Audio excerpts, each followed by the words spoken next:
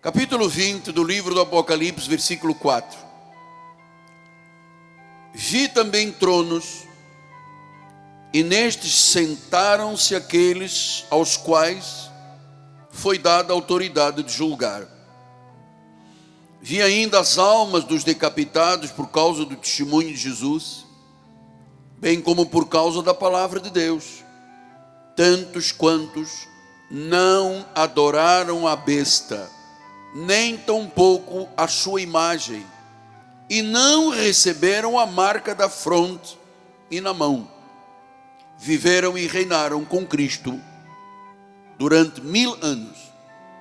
Que esta palavra abençoe o teu coração, que esta palavra te fortaleça, que você hoje receba uma energia dobrada, porque a palavra de Deus é viva, é eficaz, é cortante. Ela já chegou ao teu coração. Depois desta leitura, nós vamos orar a Deus para que Ele me use para manifestar a sua glória. Oremos ao Senhor. Pai amado e bendito, a igreja se reúne, celebra, aplaude, engrandece, glorifica e magnifica o Rei Jesus. É o culto racional, mas é no culto que o Espírito Santo usa o altar e o pregador para anunciar o Evangelho, boas novas de grande alegria. Hoje, continuamos dando passos de conhecimento sobre o livro do Apocalipse. Mostra-nos, Pai, o significado em cada detalhe deste versículo, em nome de Jesus.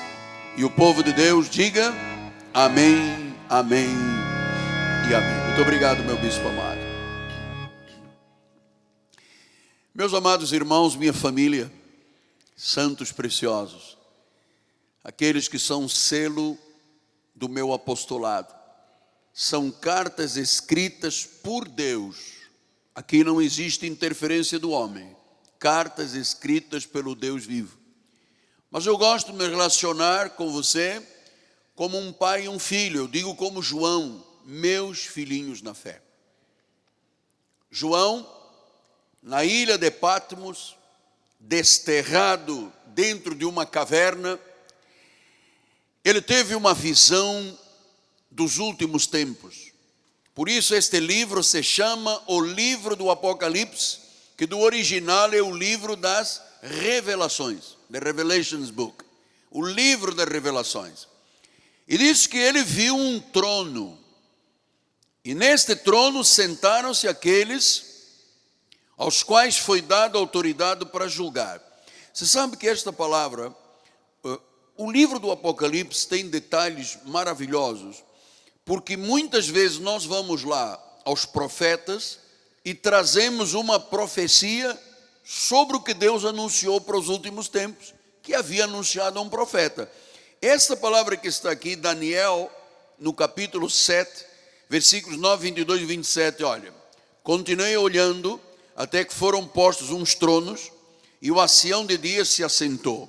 Sua veste era branca como a neve, os cabelos da cabeça como a pura lã, seu trono eram chamas de fogo, as suas rodas eram fogo ardente. 22. Até que veio o ancião de dias e fez justiça aos santos do Altíssimo. Veio o tempo em que os santos possuíram o reino. Versículo 27. O reino, o domínio e a majestade dos reinos debaixo de todo o céu serão dados ao povo dos santos do Altíssimo. O seu reino será reino eterno, e todos os domínios o servirão e lhe obedecerão.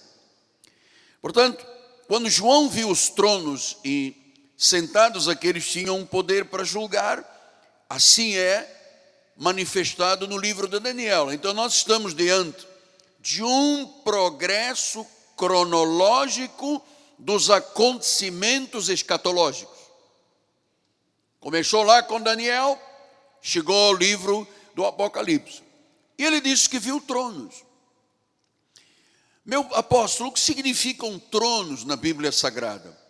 Lugar do exercício da autoridade governativa e judicial.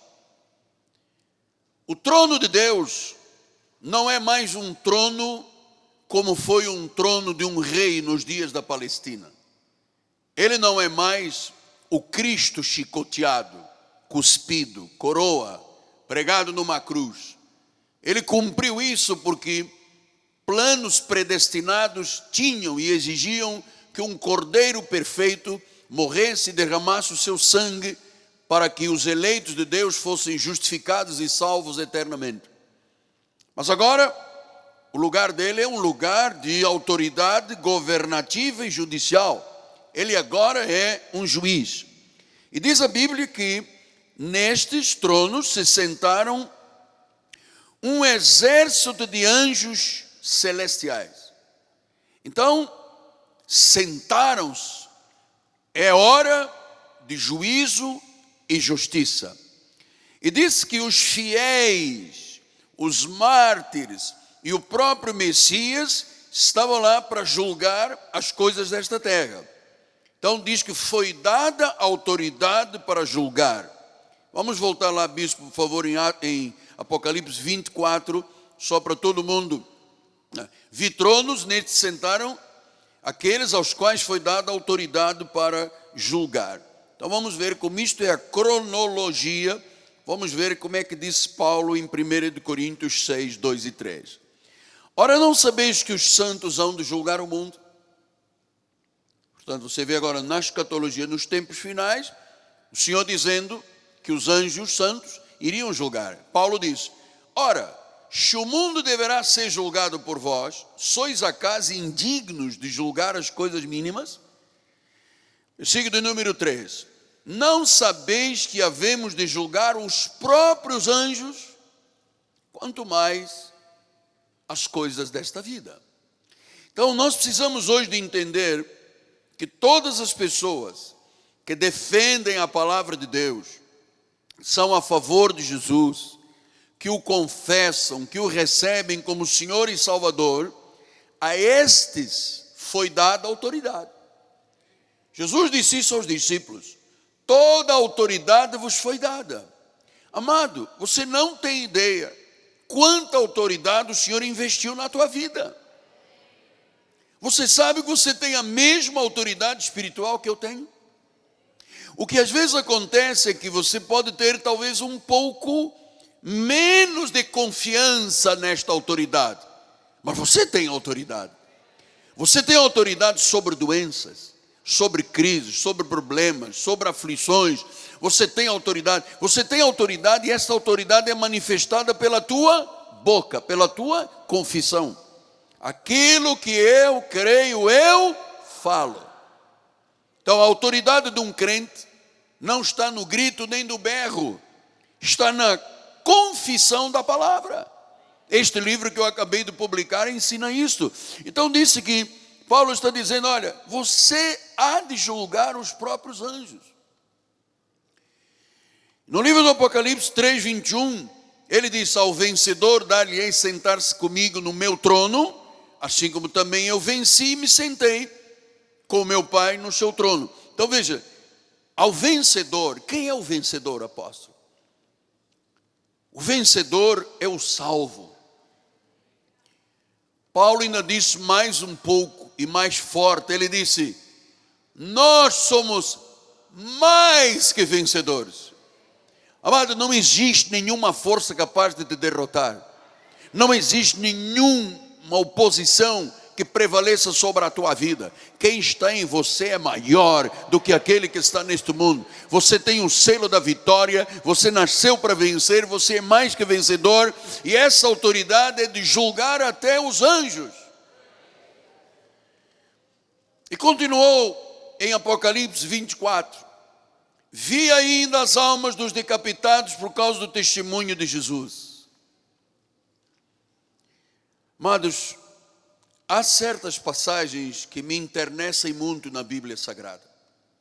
Quizás me comovem, porque eu amo a palavra. Vocês sabem, eu sou um apaixonado pela palavra. E quando a Bíblia diz que há pessoas, houve e ainda haverá, que foram decapitadas por causa do testemunho de Jesus. Hoje em dia existem países de domínio muçulmano, se alguém invocar o nome do Senhor Jesus ou usar uma Bíblia, é decapitado. Você pensa que as pessoas se acovardam? Fazem reuniões dentro de cavernas, dentro de lugares de escombros, lugares realmente reprováveis pela sociedade, tentando se esconder da voz maligna do governo desses países, mas não deixam de celebrar a Jesus Cristo, sabendo que poderão estar ali celebrando e 1 minuto depois serem decapitados ou serem mortos, amado. E por que isto me comove? A vida e a alma dos decapitados por causa do testemunho. Amados, quão diferente é hoje o Evangelho. Paulo disse que houve mulheres que receberam os seus mortos, pessoas que foram cerradas ao meio, foram comidos por leões em arenas. Como é diferente hoje o testemunho. Nós precisamos de resgatar esse testemunho. A Bíblia diz, e Paulo disse aos Hebreus, que aquela sociedade não era digna desses homens que deram a sua vida por Jesus. Você sabe como é que se vive hoje o Evangelho?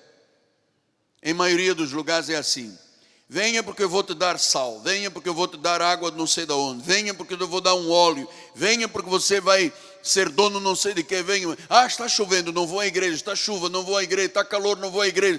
Que tipo de testemunho as pessoas estão dando de Jesus? Eu dou graças a Deus e agradeço muito ao Senhor pela qualidade das ovelhas que Deus colocou nesse ministério. Aqui nós temos guerreiros da fé, amado. Aqui nós temos guerreiras da fé, pessoas que não baixam a sua cabeça perante o mundo, amado. Pessoas que estão prontas para dar a vida por Jesus. Estes são os fiéis até o fim. Não é fiel quando tem necessidade e depois se banda da igreja. É fiel até o fim. O apóstolo São Paulo, ele disse: eu combati o bom combate, eu guardei a fé, eu completei a carreira. E ele disse nos seus livros de Timóteo, quando ele escreve Timóteo: olha, teve gente que me abandonou, teve gente que voltou para o mundo, teve gente que virou as costas ao Evangelho. Olha, minha amada irmã, meu amado irmão, ser-lhe-ei sincero de fato, seja fiel até o fim. Não caia nessa estatística: 75% das pessoas cristãs que morrem estavam desviadas do Evangelho. Que testemunho as pessoas quererão dar quando chegarem diante do trono? Olha, Senhor, a praia era mais forte que a igreja, o frio não me deixava ir à igreja, a chuva me fazia derreter como grão de açúcar. Oh, não, Deus continua procurando os fiéis. Olha, gente que foi decapitada por causa da palavra de Deus. Hoje, uma situação qualquer de adversidade, 2 pessoas estão na igreja, brigaram, vou-me embora da igreja. Que igreja que você participa, tem raízes? Eu nunca, na minha vida, em 44 anos, coloquei um pé no mundo, amado. Depois que a minha vida entrou nos trilhos com Deus, amado, passaram mais de 40 anos, eu estou aqui. Você nunca me viu infeliz, você nunca me viu de cara amarrada, você nunca me viu chorar aí pelos cantos, pelas adversidades que o ministério tem. Eu vou lhe dizer, como disse Paulo, eu sei em quem eu tenho crido, amado. E Jó disse: o meu Redentor vive.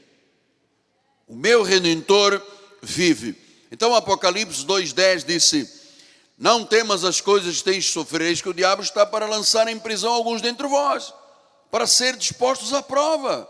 Tereis tribulações de 10 dias, mas, esta palavra é arrepiante, ser fiel até a morte. Eu vou lhe dizer uma coisa: se todo mundo do mundo queimasse suas Bíblias, se desviasse das igrejas, eu continuaria com a Bíblia. E se queimasse a minha, ela já está dentro do meu coração. Eu já conheço aqui de capa a capa.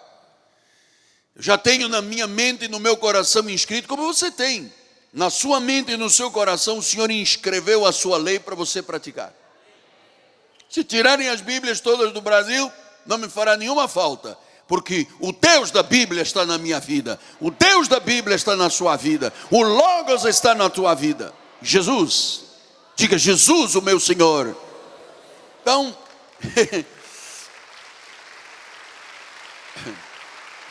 é para Ele ser fiel até a morte. Ser fiel até a morte. E com a tua fidelidade, eu vou te dar a coroa, a recompensa. Oi, eu quero estar diante de Deus, amado.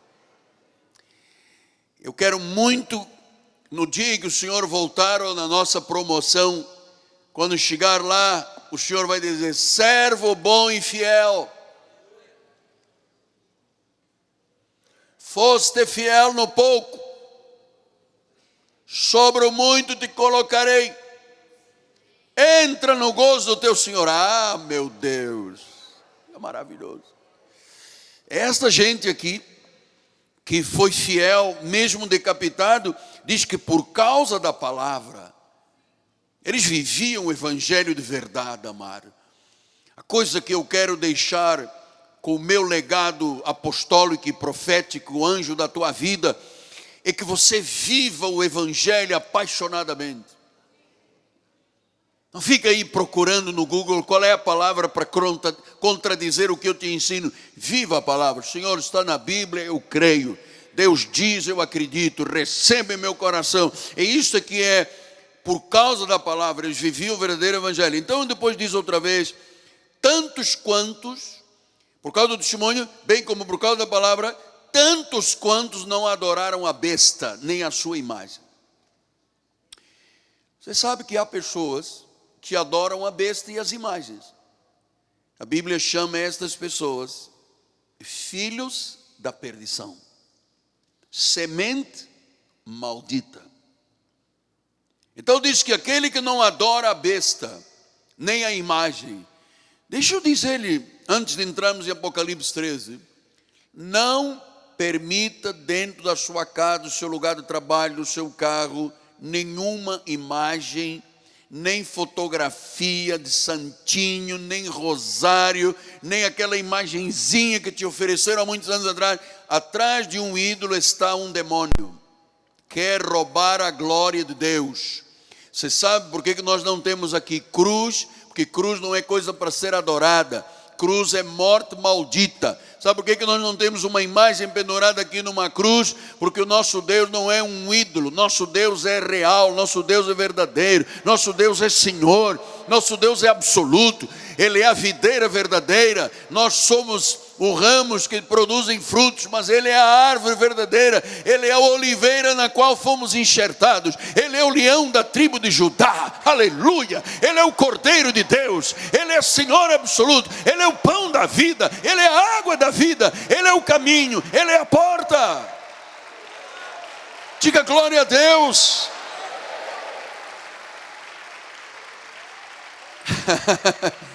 Então, para viver a eternidade com a bênção do Senhor, para julgar os anjos e julgar aqueles que estão neste mundo da perdição, a Bíblia diz que nós não podemos adorar a besta, é lógico.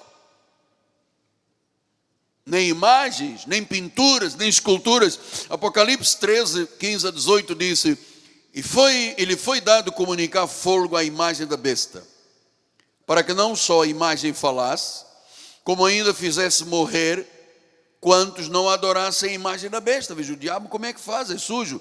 E a todos os pequenos e os grandes, os ricos, os pobres, os livres, os escravos, faz que lhe seja dada certa marca sobre a mão direita ou sobre a fronte, marca do inimigo, para que ninguém possa comprar ou vender, senão aquele que tem a marca, o nome da besta, o nome do seu nome. Versículo 18, aqui está a sabedoria. Aquele que tem entendimento calcule o número da besta, pois é número de homem. Ora, esse número é 666. Diz que os adoradores da besta têm uma marca espiritual na fronte e na mão, marcados pelo próprio Satanás. Você sabe que nós temos uma marca, nós temos o selo do Espírito Santo. E a Bíblia diz que nós fomos selados para o dia da redenção. Ninguém pode arrancar o selo que Deus pôs na tua vida. E ainda diz que você tem um nome que ninguém sabe, só você e Deus. Não é isto maravilhoso? Este conhecimento realmente é maravilhoso. Então diz: quantos não adoraram a besta, nem a sua imagem, e não receberam a marca na fronte e na mão. E disse que estas pessoas, quem são elas? Apocalipse 13, 4 e 8. Adoram o dragão, porque deu a sua autoridade à besta. Esses são sinônimos da revelação do inimigo, de Satanás, do diabo. Também adoraram a besta, dizendo: quem é semelhante à besta? Quem pode pelejar contra ela? Versículo 8. Adorá-la-ão todos os que habitam sobre a terra, aqueles cujos nomes não foram escritos no livro da vida do Cordeiro, que foi morto desde a fundação do mundo. Quer dizer que existem pessoas nesta terra que adoram a besta. Mas há pessoas que não adoram, porque o seu nome está no livro da vida. Quer dizer que a Bíblia diz que existem 3 livros. O livro da vida, onde estão os nomes de todos aqueles que serão salvos, que não adorarão a besta. O livro dos viventes, todo mundo que nasceu e passará nesta terra terá ali o seu nome, e quando morre esse nome é tirado. E tem o livro dos galardões, onde tudo que fazemos é registrado. Agora, você sabe por que você está aqui? Porque o teu nome já estava inscrito no livro da vida. Portanto, você só veio a confessar Jesus porque você fazia parte da predestinação. Teu nome está no livro da vida. Então, quando você ouve um pregador dizer assim: ó Deus, escreva agora este nome no livro da vida, isso não é verdade. Deus não está escrevendo nada. Deus não está fazendo sequer coisa alguma nova. Tudo está escrito na Bíblia, tudo foi conscientemente manifestado na Bíblia, na cruz do Calvário, o que estava na Bíblia, e depois se materializando quando você confessa Jesus. Isso é maravilhoso, porque nós não nascemos para adorar a besta, nem as imagens. E eu passei lá 20 anos. 21 anos praticamente que eu fui da igreja romana. Eu adorava São Judas Tadeu. Eu adorava Nossa Senhora de Fátima, Maria. Mas houve um dia que Deus disse: Miguel Ângelo, tu és meu filho, tu não és um adorador da besta. E Ele me atraiu a si. Ele me buscou. Eu era uma ovelha perdida, uma dracma perdida, e o Senhor me encontrou. Ele me encontrou na cama de um hospital do exército em Angola, como um legume, apodrecidos os tecidos ossos e os tecidos de pele, abandonado pela sociedade. Um país em guerra, que continua em guerra, e nenhum país comunista prevalece com estabilidade, e lá está na minha terra, até hoje, com problemas, Angola, Moçambique, Guiné, amado, e ali naquela cama daquele hospital, eu conheci o amor de nosso Senhor Jesus Cristo. Foi ali que eu compreendi que aquela imagem que eu tinha no peito de São Judas Tadeu tinha que ser retirada da minha vida, porque eu não fui criado para ser um adorador da besta. Eu fui criado para ser um adorador de Jesus Cristo. Deixe-me dizer isto uma vez mais com força e autoridade. Você foi criado por Deus para adorar ao Senhor Jesus. E não foi criado para adorar como Moisés adorava, mas de modo contrário a Moisés. Nós fomos chamados para adorar ao Senhor em espírito e em... Diga espírito e verdade. Em espírito e em... Uma vez mais, em espírito e em... Você ama adorar a Deus? Você adora Jesus Cristo. Ele é o único Senhor. Apocalipse 20, 12. Eu sinto a presença de Deus. Você sabe que quando eu falo da glória de Deus, eu me arrepio aqui, porque é como se Deus estivesse tocando e dizendo: vamos lá, Miguel, abra a tua boca que eu vou te encher de palavra. Apocalipse 20, 12. Vi também os mortos, os grandes, os pequenos, postos em pé diante do trono.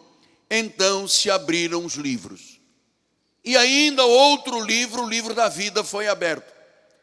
Um livro que se abriu foi dos viventes. Todo mundo que passa aqui, Deus escreve, já escreveu o nome. Quando a pessoa morre, é retirado o nome dos viventes. O livro dos galardões, onde tudo é registrado na onisciência de Deus, tudo que você faz. A oferta que você fez esta noite, ou o seu dízimo, já está lá registrado. Você sabe que Deus faz um memorial com a minha vida e a tua vida. Disse Malaquias: tudo que o senhor e a senhora fizer, tudo, o senhor registra. Malaquias diz: há um memorial diante do Pai. Por isso é que você às vezes vê uma pessoa, batalhou na obra de Deus, depois deu em um escorregão qualquer. Deus não anula o que a pessoa fez. Por isso é que Deus exerce misericórdia. Isso é maravilhoso. Saber que Deus não vira as costas a um caído, amado. O sábio disse: se cair 7 vezes, de todas Deus o levanta. Porque tem um memorial. E a gente já foi imensamente fiel. Depois tem um tempo de perturbação, se manda, vai para o mundo, até que um dia diz: uau, mas é na casa do meu pai. E volta, e sabe que Deus não recebe com chicote de rabo, de raia, salgado. Deus recebe com abraços e beijos. Ele disse isto ao filho pródigo: este é meu filho. Ele não disse: esse malandro, traidor, foi gastar o meu dinheiro lá com as meretrizes. Ele disse: este é meu filho. Estava morto e reviveu. Então vamos fazer uma coisa com ele. Vamos botar um anel bonito de honra. Vamos vesti-lo com roupagens, cobrindo a nudez do pecado. E sandálias, porque, você sabe, o escravo andava descalço. Essa é a honra que Deus nos dá. Deus sabe que nós somos pó. Eu e você erramos, todos nós. E quem disser que não tem pecado, está uma baita mentira. Mas Deus é tão misericordioso conosco. E às vezes aquelas pequenas deficiências que alguém tem, de dar uma murmurada aqui, uma murmurada ali, um quase aqui, a tentativa de ser contra Deus. Amado, Deus é tão maravilhoso, que Ele perdoa e não fica te cobrando. Perdoado uma vez, perdoado para sempre. Ele dá honra aos seus filhos. Então, quem não adora a besta, nem a imagem, será recompensado no final. Apocalipse 13, 14.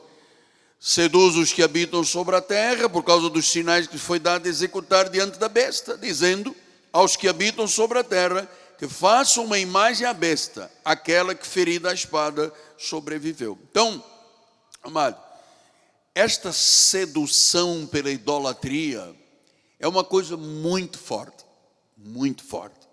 Idolatria é uma sedução do diabo para que as pessoas adorem ídolos e imagens e não adorem quem deve ser adorado. Sabe que Isaías disse uma coisa impressionante sobre esta coisa da idolatria. Ele diz: os homens pegam um pedaço de madeira de uma árvore, um tronco, cortam ao meio. Com uma parte fazem uma imagem, um rosto, chamam de Deus, se ajoelham e tratam como se fosse Deus. Com a outra parte dessa madeira, cortam, botam fogo e assam pão. Da mesma madeira que fizeram um ídolo e que a chamaram de Deus. Então eu sei o poder da sedução de um ídolo. Você sabe, há muitos anos atrás eu fui em companhia do bispo Roberto McAllister pregar com o bispo na Convenção Mundial das Igrejas Pentecostais em Roma. E eu disse ao bispo, eu queria ver a Capela Sistina pintada por Miguel Ângelo. Fui à Capela Sistina, foi uma emoção muito linda, fartei-me de chorar, porque eu tenho um nome, meu nome foi dado por causa desse pintor. Depois eu disse, bispo, vamos dar uma olhadinha para ver como é que é a Catedral de São Pedro. Sabe, uma coisa que eu detestei, porque onde há ídolos é uma repugnância, porque é uma sedução. E lá tem uma imagem de São Pedro gigante, em bronze, com sandálias, os dedos dos pés de fora, e um dedo dessa imagem, uma estátua gigante, o dedão grande, já não é mais dedo, já é um cotoco. Porque as pessoas vão lá e passam a mão e beijam, passam a mão e beijam, passam a mão. Milhões de pessoas estão lá, passaram tanto a mão naquele dedo que deixou de ser dedo, virou cotoco. Sabe quando uma pessoa é amputada, o cotoquinho, fica cotoco. E eu disse, gente, como é que a pessoa acredita que um cotoco de um pé de bronze é Deus? É uma sedução. Só pode ser o capeta. Só pode. Só pode, porque Deus disse, eu quero ser adorado em espírito e em verdade. Então, quem participa da horrenda idolatria, igreja romana, irmãos, o Senhor diz que tem muito povo dele, sabe o que Deus diz? Saia de lá, vem para nós, não entre na culpa do pecado, nem seja conivente com o pecado, da idolatria. Então ele disse em Apocalipse 14, 10 e 11, também esse beberá do vinho da cólera de Deus, preparado sem mistura, do cálice da sua ira, será atormentado com fogo e enxofre, diante dos seus santos anjos na presença do Cordeiro. A fumaça do seu tormento sobe pelos séculos dos séculos e não tem descanso algum, nem de dia, nem de noite. Os adoradores da besta e da sua imagem, e quem quer que receba a marca do seu nome. O que acontece? Assim como o eleito de Deus, quando morre, vai para a presença de Deus, para o seio de Abraão, e desfruta de um gozo na presença de Deus, os anjos levam a pessoa até a presença de Deus, onde está o seio de Abraão. Quem morre sem Cristo vai ter dia e noite tormento, não terá descanso. Isto é dramático, porque as pessoas pensam que a vida é enquanto estão aqui respirando. Mas eu creio, a Bíblia diz, o próprio Senhor ensinou dizendo ainda que morram, viverão. Então nós cremos na eternidade. Aliás, o nosso cristianismo é baseado na promessa da vida eterna. A vida não é apenas a vida aqui, vivida nesta terra, é uma promessa da eternidade. Meu Deus, se a minha vida terminasse com 4 coroas de flores na cabeça, seria uma coisa muito triste. Eu sempre digo, quando eu sou convidado por alguma família para fazer um funeral, eu sempre digo, aqui está a casa vazia, o inquilino não está aqui, já foi. Os anjos levam a presença do Pai. Agora os adoradores da besta dizem, não terão descanso, nem de dia, nem de noite, porque adoraram a besta. Agora eu posso lhe dizer com segurança, quando eu era um adorador de imagens, eu não tinha paz. Superstição, bispo Aguacira, por todo lado. E nós portugueses, a origem nossa portuguesa é de superstição, só Deus. Era dia 13, era gato preto, era quando passava uma pessoa com um defeito na coluna, era sexta, amado, a pessoa não tem paz. O adorador da besta não tem paz. Agora, Jesus disse, a minha paz vos dou. Não vos lá dou como o mundo dá. Eu vos dou uma paz que é espiritual. Amado, eu vou lhe dizer uma coisa, quem tem paz tem uma casa sobre a rocha. Vem o vento, vem a chuva, os rios transbordam e a pessoa diz, igreja em primeiro lugar, reino em primeiro lugar, igreja é o centro da minha vida. Olha como é maravilhoso. Então diz que quem participa da horrenda idolatria é um adorador da besta, não terá paz, nem em vida, nem após a morte. E aqueles que não receberam a marca na fronte e na mão, quem são os que não receberam? quem é leal a Jesus Cristo. Quem é leal a Jesus, o inimigo não toca, não marca, nem na mão, nem na fronte. A nossa marca é a marca de Cristo. Quem vive em nós é Jesus Cristo. É Ele, o único Senhor e Salvador. Não existe outro nome, amado. Eu vou dizer, Maomé não morreu e ressuscitou, está no túmulo. Buda está lá no túmulo com o seu prato de arroz até o dia de hoje. Confúcio está no trono, Gandhi está no trono. Não, estão no túmulo. Mas você sabe que quando procuraram Jesus no túmulo, aquela pedra de 1,5 toneladas tinha sido retirada, e as mulheres disseram, por favor, dá-nos o corpo pelo menos para cuidarmos do corpo do Senhor. Tinha um anjo lá dentro e dizia, gente de Deus, eu não entendo vocês. Vocês vêm procurar quem ressuscitou? Ele não vos disse que ele ressuscitaria ao 3º dia? Você veio aqui buscar o corpo. Ele ressuscitou. Amado, Ele vive. Isto tem que ser real para a tua vida. Ele vive. Esteja certo disso. Ele cuida da tua vida. Ele conhece o teu deitar, o teu levantar. Você sabe que até enquanto você está dormindo, Deus trabalha em teu favor. Não se preocupe, não tema, não tenha medo. Nada sai do controle de Deus. Deus está no controle. Olhe, mesmo as coisas que aparentemente não têm controle, Deus está no controle. Glória a Deus. Glória a Deus. Olha, eu sei que você pode dar palmas muito mais fortes. Pode ou não pode? Claro. E ao seu nome. Toda a glória. E diz que eles reinaram e viveram e reinaram com Cristo durante 1000 anos. Pastor, o senhor já começou no outro domingo falando sobre o milênio. Estes 1000 anos, qual é o tempo? É um tempo composto entre a primeira e a segunda vinda de Cristo. Nós estamos vivendo este tempo de reinar com Cristo. Você está vendo o que as orações dos cristãos estão fazendo no Brasil. Você está vendo o Senhor fazer uma limpeza nesta nação. Você está percebendo do quanto o juízo de Deus está sobre esta nação. Você está percebendo que nós estamos vivendo neste período entre a primeira e a segunda vinda de Cristo, que é quando Satanás está amarrado.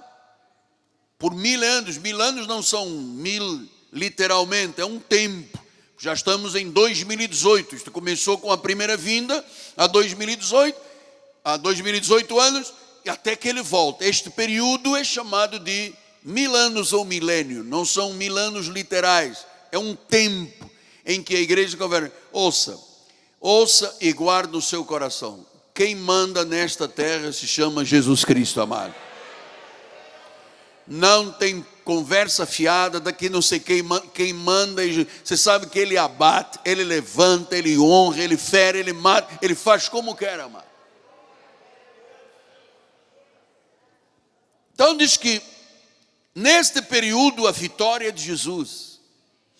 Então nós reinamos por sua graça, Apocalipse 5:10. E para o nosso Deus os constituíste reino e sacerdotes.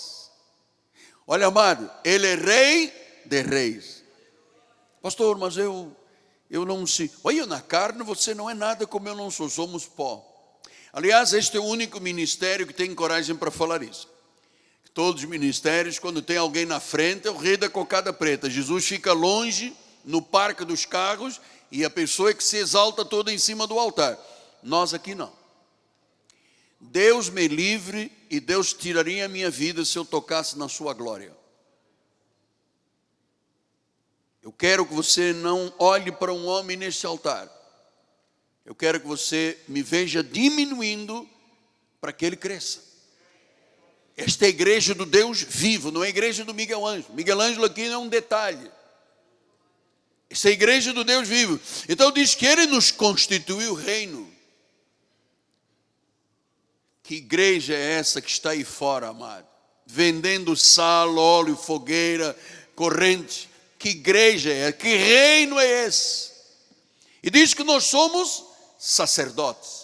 O que o sacerdote faz? Ministra, louva, prega, dá testemunho. Você sabe quem é o sacerdote dessa igreja? Eu e você. Somos o sacerdote. Ele nos constituiu reino e sacerdote. E diz que esse reino e sacerdote é para quê? É para reinar. Você tem que reinar sobre a tua saúde. Você tem que reinar sobre as tuas finanças. Você tem que reinar sobre a tua família. Você tem que reinar sobre a tua vida profissional, os teus sonhos, os teus projetos. Você foi constituído reino e sacerdote para reinar. É para reinar. Então não aceite menos do que isso, não baixe a cabeça, erga-se. Apocalipse 11:15 diz a palavra: o sétimo anjo tocou a trombeta e houve no céu grandes vozes, dizendo: o reino do mundo se tornou de nosso Senhor Jesus Cristo. Que às vezes as pessoas dizem, não, porque o diabo, amado, não tem diabo nenhum. O diabo tem o tamanho que você lhe quiser dar. Não, porque veio uma chuva, o diabo alagou Jacarepaguá todo. O diabo é que alaga Jacarepaguá. Quem é o dono da chuva é o Senhor, amado. Houve um profeta que disse: Senhor, durante 3 anos e meio, para a justiça deste povo não chove. E não choveu. Não chova. 3 anos e meio depois ele disse: Senhor, manda um aguaceiro. Começou com a mãozinha de um homem. O profeta disse ao empregado dele: o que você está vendo lá? Ele disse: lá eu estou vendo só uma pequena nuvem do tamanho da mão de um homem. Sabe quantas vezes o profeta orou? 7 vezes. Volta lá outra vez, volta lá outra vez. Ele ficava lá de joelho, volta lá outra vez. Amado, bispo e bispa, reunião de oração é para transformar nuvem do tamanho da mão de um homem num aguaceiro de bênçãos, sabe? Ele disse: meu senhor, eu não estou vendo nada, eu só vejo uma nuvenzinha pequenininha. Vai lá outra vez, cara. Quando ele foi a 7ª vez, ele disse: é grande a nuvem. Vai dizer ao rei que vai chover. E choveu um aguaceiro, amado. Você pode estar hoje diante de um problema e dizer: mas não tem solução. Eu só tenho isto, eu só tenho pouco, eu não sou capaz, eu não estudei, eu não sou de um nome.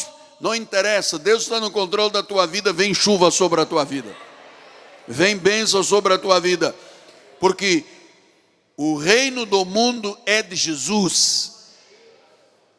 Não é aí de que o reino do mundo é da reencarnação, é de um Deus não sei de onde. Amado, o reino deste mundo é do Senhor Jesus Cristo. E Ele está reinando pelos séculos com a sua igreja. Seja fiel, não falta os cultos, reine com a igreja. Você vai ver a glória de Deus na sua vida. Poderia dar um louvor a Deus forte? O reino deste mundo se tornou de nosso Senhor Jesus Cristo. Então eu estou tranquilo. Eu estou tranquilo, o Brasil está mudando. A inspiração patriótica voltou. Estamos amando o nosso verde e amarelo. O do início, não é verde e amarelo que se transformou em verde e amarelo. O verde e amarelo do início. Nós estamos vendo o nosso país passar por uma limpeza étnica violenta. O Senhor está arrancando as raízes das cobras, das serpentes, das víboras. E nós vamos ver uma nação nova que vai entender que feliz é a nação cujo Deus é o Senhor. Ele está reinando em nosso país.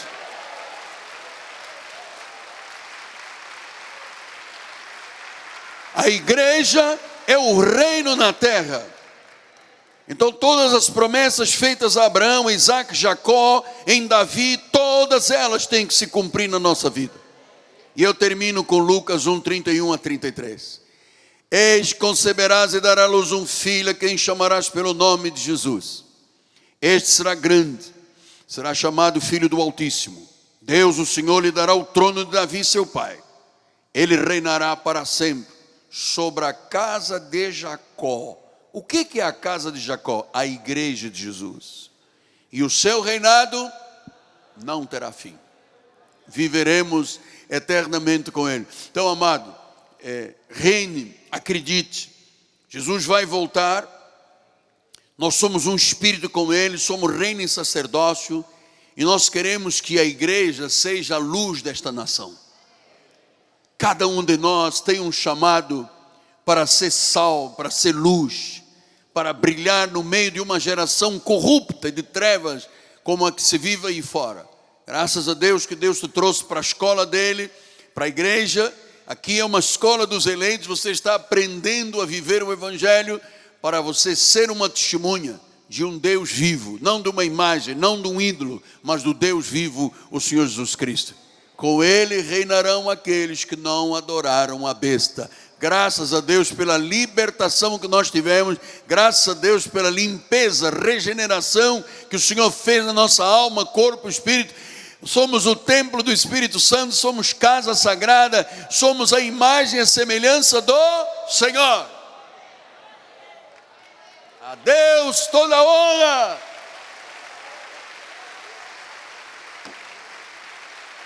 Deus toda a glória. A Deus todo o louvor. Shacamanta corrobabarassacaraba.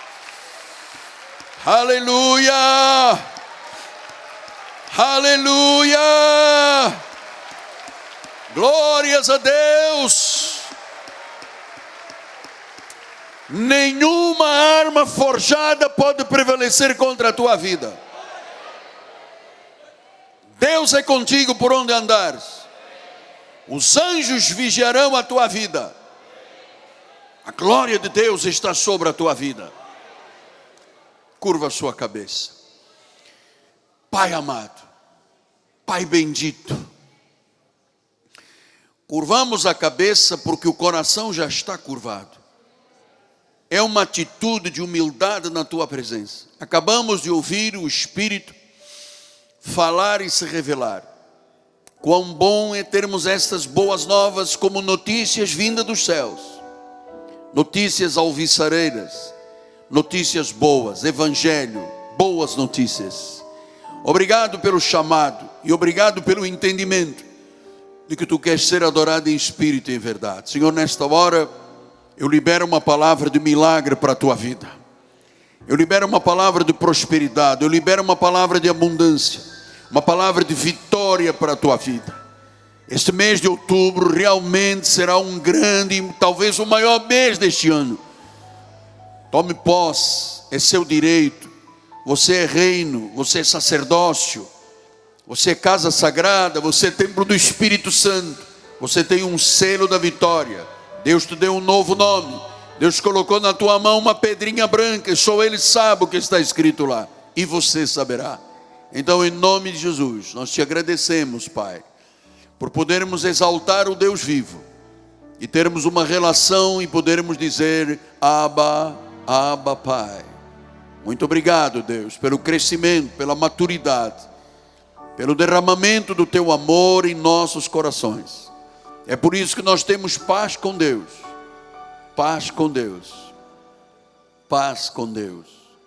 Em nome de Jesus. E a igreja santa do Senhor diga amém, amém e graças a Deus. Graças a Deus. Vamos dar mais um aplauso. Glória a Deus. São 20 horas, vamos ficar de pé.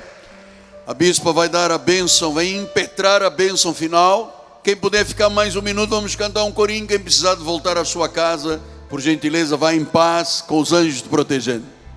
Glórias a Jesus. Levante as suas mãos para os céus. Obrigada, Senhor, porque fomos chamados para te adorar, Pai. Louvado seja o teu nome, porque tu és o nosso Rei, o nosso Senhor, Pai. E é a ti que nós pedimos agora. Guarda-nos nesta semana, Senhor. Senhor, abençoa muito o teu povo, Senhor. Surpreendentemente, Senhor. Aquelas pessoas que precisam de um milagre nesta semana. Senhor, revela esse milagre em nome de Jesus.